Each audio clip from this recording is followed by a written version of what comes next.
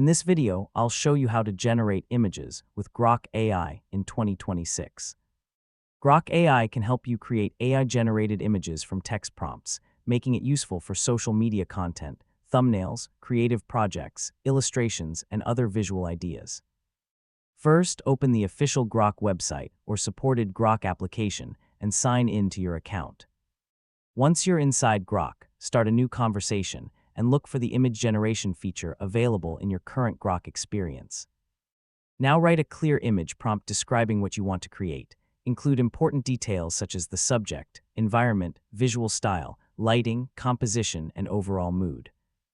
For example, instead of simply asking for a picture of a city, you can describe the type of city, the time of day, the atmosphere, and the visual style you want.